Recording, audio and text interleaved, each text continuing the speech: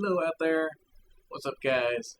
Feeling a little nostalgic today. Thought I'd do something a little different than I normally do. I mean, I guess normally when I'm nostalgic, I just talk about an old record here, but I'm going to do something a little bit different and talk about just how I used to buy records back in the day, how the music industry has changed, the retail outlets have changed, buying records have changed over the years, and just kind of reminisce back.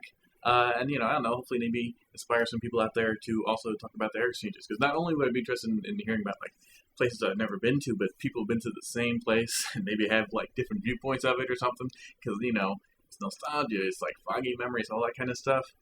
I mean, first of all, when I was a kid, this kind of, it used to be all about buying cassettes. I had a huge cassette collection, and, you would just go to the mall. There'd be places like Music Land, Nobody Beats the Wiz. I used to like Woodbridge Mall because it had 4 music stores all in the same mall. It had Record Town, Sam Goodies, Music Land, Tape World. There's other places like Camelot opened up. And you would just go to these places. And I mean, yeah, most of them had mostly the same selection. New MC Hammer came out. They all had it. But, me being me and me being like hardcore, a little deeper into the music, even back then, I was always looking for the one or two things that most stores were either sold out of or only got one copy of or didn't pick up at all, so you had to go to all of them. I remember Sam Goodies was great because they had the huge wall of singles. Their whole wall was covered with cassette singles.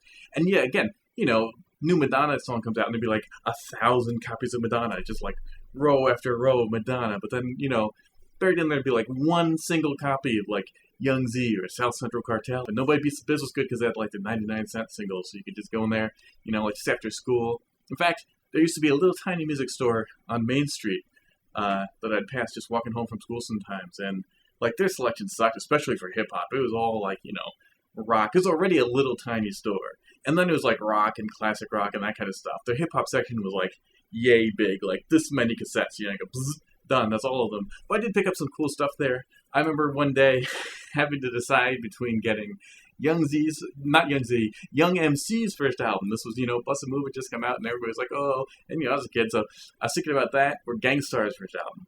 I chose Gangstar's first album, although, like, about a week later, I picked Young MC up too, and I got both. They didn't have rap sections or hip-hop sections then. They just kind of filed it first under, like, R&B and soul and stuff like that, and reggae would be in there. Sometimes jazz would be in there. Sometimes jazz was elite enough to have its own section. So you had to dig through, and I remember as a kid, like, trying to guess by the titles what sounds hip-hoppy enough to, like, this sounds like a rapper because his name starts with MC. And by the end, they really start to suck, except cassettes were being phased out. So you could go to these places, like, there was CD World was another one. World was just, it was like a big store, and I remember they moved. They had one location in the mall, and they went, like, separately. And, again, mostly kind of just generic mainstream stuff. But they had clearance cassettes. So many clearance cassettes. And you could find stuff that was so out of print. So I remember wanting to get those old cassettes, and nobody had them. You couldn't just go to, like, get Curtis Blow's first album, in a music store in, like, 1989. But sometimes those clearance cassettes that have these old, like, the more independent stuff, like Roxanne Shanté's Def Mix. I remember I called a store. I was looking all over for it. I'd call the stores, do you have Roxanne Shanté's Def Mix? And of course, they'd all be like, no, we don't have that stuff, You want MC Hammer? We have that. And someone told me, we don't have it, but I saw it in the clearance cassette of another store in another mall. And I was like, really? This can't be right. But I went there, and the dude was right. And I guess somebody like me was just really digging through those clearance cassettes. So I got that for like 99 cents. So that was the early days. As I grew older, and actually at the time, I didn't necessarily really appreciate how awesome it was. Because I knew even, as I was getting older, I knew you wanted wax. Not just because, maybe it's a little bit more, like elitist or whatever, real DJs use wax. I mean, that stuff, okay, there's definitely a lot of truth to that. But it was really because, like, the 12-inch singles there was just so much on vinyl that wasn't on cassette or CD. There's, the dope independent stuff, there's B-sides of stuff. Even when cassettes had maxi singles, they didn't have it all. So I always wanted to, like, go into New York or something. Of course, as a kid, you couldn't really do that, not until I got older. And I actually went, a few times I would go into, like, Beat Street. I used to make trips to Brooklyn for Beat Street. They actually moved locations a couple times. At least one was on Fulton Street, and I think they went further down Fulton Street. And the later one, now I'm getting to the more fun stuff, the record stores. Beat Street, pure hip-hop shop. I mean, they had a few non-hip-hop stuff, but this was finally something that was dedicated to hip-hop. And, like, the later one, it was underneath like a clearance, appliance store. So you go in, it's all like refrigerators and dishwashers. And this big, huge store, and you'd walk through it all, and there'd be a staircase going downstairs, and you go in there, and suddenly there's a DJ playing in this huge, record store, and cassettes and CDs too, but definitely lots of wax. And again, they had cassettes sometimes a lot cheaper, so you get stuff like, Dougie Fresh's first album for like, $5. So you could score some cool things there, but then you get all the independent wax, and man, I would save up my money and then just leave with a bag, like, it was just stuffed, packed. They had the plastic bags, at 100% stuffed. I had one or two of them, and I just load them up because that was like my money for a long time. Then when I went to college, I went to Rowan, which is in South Jersey, which is pretty close to Philly. So I used to go to Philly, and actually, I found these. This kind of what sparked this video. Was I found some video bags of record stores I used to go to in Philly. Armand's Records. This was my spot. This was the greatest. It was small. Like if you looked at it, just cursory, you'd think, why? It's kind of whack. They had, just all the best stuff. They had a wall of new releases, which is all, like, great, independent, dope, all the kind of hip-hop stuff that you were looking for. Just when people would be saying, oh, man, the DJ on this mixtape has this great, rare remix or something, and where can you get it? That was the kind of stuff they had, and so they had that wall. They had all the best records. They also had lots of cheap, older records in bins and cassettes, and it was kind of a, no frills kind of place. I remember they had like guns for sale on the glass counter, and not like new guns, like guns someone had clearly like one was like all rusty and scary, like I'd be scared to pull the trigger and like blow your hand off or something. And because it was Philly, they'd have lots of Philly, independent stuff. Like they'd have whole reams of cassettes of like the Fat Cat Click, Steady B's independent 12-inch single, the Lux, all that kind of stuff. So then when I leave Armand's, I go really close to it with Sound of Market. This place was bigger and ostensibly looked better. And they did have some pretty good stuff. Again, they had, same stuff everybody had. Pretty mainstream, singles and cassette sections, but with some rare kind of independent stuff. Like you get Strictly Roots first cassette. I remember they had that there. It's the only place I'd ever seen it. And they had wax new releases and more, more like J-Roo kind of level. So not really underground, but not the really pop stuff, So it's a good place to score some things that you didn't get at Armand's and maybe sold out at Armand's. But I remember when I would make the trips to Philly, my friend Kareem at college actually hooked me up to both of those places. He took me around there because he was from Philly. So definitely shout out to him for that. But so I would spend most of my money at Armand's. We go to Armand's first. I spend most of my money there. And then we go to Santa Market, and I'd pick up like one or two little fill-ins. And there are a couple other places in Philly we went to once or twice, but not that often. I don't really remember the names. Like there was one where it was all used records and way overpriced. I remember I was kind of impressed with the collection. I was going digging through it, like, all the old like ultramagnetic 12 inches, promo only stuff. Again, this was sort of before record collections kind of changed these days. Like now it's much more about the really obscure, independent, like the random rap stuff like that. The really limited quantity stuff. That's what's valuable.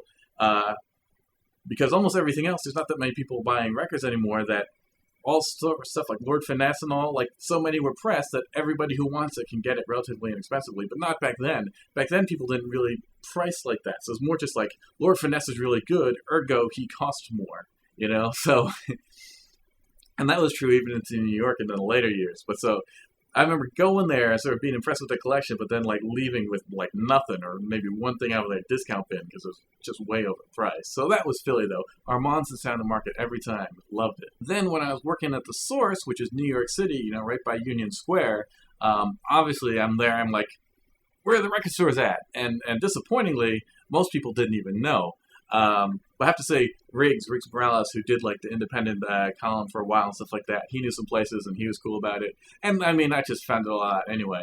But so it was kind of a mix. For one thing, just being New York City, the big things, like I remember the Virgin Megastore opened. I mean, that's just commercial stuff, like that's, CDs, DVDs, but they did have wax there because it's just so big. They wanted to have everything. So they did have some pretty cool, like, kind of wax selection. And it's just convenient because it was so close to where we worked. Like, you just walk right outside a lunch break and go into the Virgin Megastore. And, like, Kevin Smith would be there signing Laserdiscs. That's what Virgin was. Huge Laserdisc section. That was great because I used to be a Laserdisc collector. Anyway, but the real shit was, like, Fat Beats, of course. I had to go there. I went there a lot. It's a little far away. It's kind of a pain in the ass. Surprisingly, Fat Beats is like a really small place. Um, it's upstairs. You go up, a little stairway, and it's like a little tiny room. And there's records on all the walls, obviously. And there's a counter, and there's like a little island in the middle with records. But like you could go through their whole record collection in like 15 minutes. They didn't really have that much. And again, it tended to be the more mainstream, like what I said before, of like J. Rue as opposed to like I don't know, Blackwood is or something. Like, so it was on that level. But it's a good place to get, like, any, you want to get a Nas 12-inch, obviously that was the place. And obviously anything that Fat Beats put out themselves. And they did have, like, a DJ spinning there. It's pretty cool. It's definitely a cool vibe. But definitely a small place. Here's another place that was sort of like that place in Philly.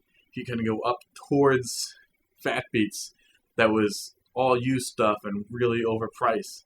You want to get, like, a Twista white label. And it'd be like $25, like a brand new white label of Twista, Like I'd sort of see something like, oh, I want this, I want this, I want this. Then I'd be like thinking, wait a minute, how much is it going to cost me? And put it all back. I did that so many times. I'd pull out stuff and then put it back before I got to the counter. And then heading home, like there's this place called Upstairs Records. And I don't think Upstairs Records, back in the days, advertising a source, like it was all Beat Street Upstairs, like, huge ads all the time. Beat Street I already talked about. And Upstairs, I hadn't really gone there, but they used to have catalogs. I used to get the catalogs. And a lot of it would just be like record players and like, equipment stuff you'd mail order, like expensive, music stuff and DJing stuff. So lights and fog machines and that kind of junk. But in the back, they'd have this long list of records. And there'd be like a few photos of like stuff I guess they wanted to highlight. But basically it's just a whole black and white text list. So just little like a phone book of all the new wax. And it'd be stuff like Raider Man, like all the independent stuff. There'd be all kinds of like illegitimate white label stuff that would make you bug because you'd be like, what? What is this Grand Poopa record nobody's ever heard about? Because it's just some like dodgy white label that just listed it all evenly. And I ordered a few things from there, but such sort of dodgy stuff. Like what would usually happen is, because these independent stuff would get suppressed so limited that like by the time the catalog was printed and shipped, to New Jersey, and I'd read the catalog and be like, I want this, that I'd place the order and like almost all of it would come back out of stock. You know what I mean? I'd like order 20 records and I'd get 2 and the rest was refunded. But anyway, I talk about that. But there was an Upstairs Records, which I don't think was the same place, but kind of close to Penn Station. And you would go up a really long stairway. It was a kind of a big place. Most of it was huge stuff. They had crates, milk crates, all around the walls in a big circle. So just tons of milk crates, all full of dollar records. Of everything, not just hip-hop. It was all mixed together, non-alphabetical, so it's just a mess. But if you're dedicated to dig through it, you would find some cool stuff. And then they had like more standard stuff on the island. And then they had the new releases on the wall. But what was cool about them is every once in a while they get some stuff that nobody else would get. Like Fat Beats wouldn't get it. None of the other places would get it. Like Outside is 12 inches. They had those, like Do It With a Passion. They had that release like nobody else had it. So that was New York. And of course in New York, there's tons of record stores. You just sort of like walk around. But most of them would be used.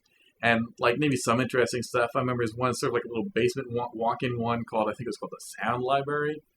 I remember people sort of talked that one up, but didn't seem like there was that much hip-hop stuff for a hip-hop fan. Again, some of the basics and a lot of used stuff overpriced and all. I didn't really get too much from there. I didn't really track it down too much. But there's lots of little stores like that, little holes in the wall. And every once in a while you find some kind of cool random thing. So, I mean, that was the benefit of being in New York in the 90s and the early 2000s. And meanwhile, being in New Jersey, obviously I had to look up, like, what's around it or anything around. There's a few things around, some famous stuff, like, Glam, Vintage Vinyl, also the Princeton Record Exchange. But honestly, I think those places were better for diggers, like hip-hop producers and stuff who are looking for breaks. Lots of that kind of stuff, and tons of rock records. I mean, Vintage Vinyl is fucking rock hipster heaven. But for a hip-hop head, there's really not that many hip-hop records in there. Vintage Vinyl, obviously mostly CD. Actually, since the vinyl sort of made a comeback, they kind of went back in and put more vinyl in. For a while, it was like all CD and just like a little tiny island in the far corner of actual vinyl in a store called Vintage Vinyl.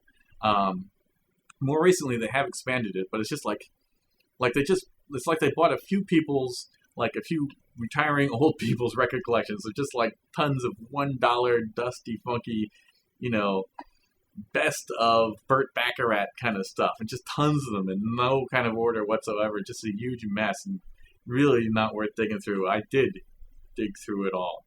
once or twice, and all you'd find are like 5 or 6 hip hop records. You'd be like, oh, Mellow Man Ace, here's a Mellow Man Ace, this rap, and that would at least encourage me to keep looking.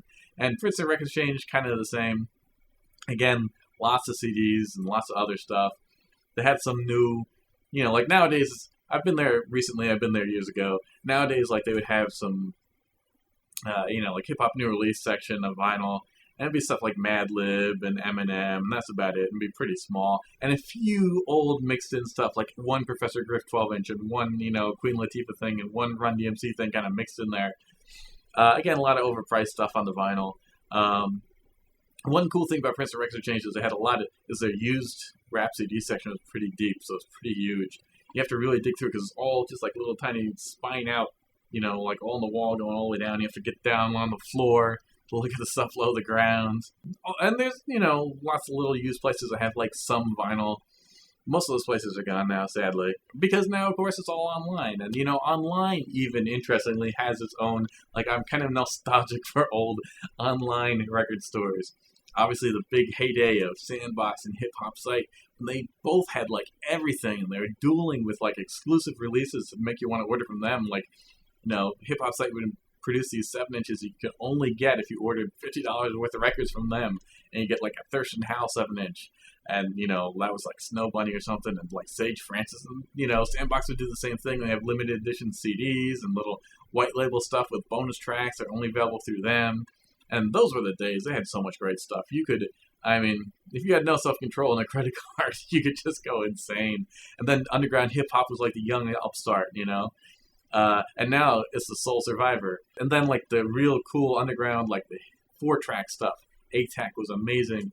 Full Blown was pretty cool too, and you get all those kind of, the real independent stuff that was only on cassette. Even in the like late 90s, early 2000s, cassette only releases, the 4-track stuff. So many cool things there. Those sites are sadly gone. Sometimes I still have dreams of just finding really cool records or really cool cassettes even sometimes in the cheap bins. And then I like wake up and I'm like, oh man, I can't believe it didn't happen. It's not real. And I'm living in the age when those stores don't exist anymore. So I don't know. I hope this isn't just too long-winded and rambly. It probably is. But man, just those places. I wonder how many people out there remember. Who else out there went to Armand's Records, man? That was like the greatest place, man. Comment or post up a video or a blog or anything if you went there. Remember Beat Street and the different Beat Streets? That was just such a cool experience, man. And kids today kind of missed it. Now it's all iTunes and stuff. And there's obviously huge benefits to that. And I'm sure maybe, who knows, maybe 10 years in the future, I'll have nostalgia for Napster and iTunes. We'll see. But that's it for me anyway.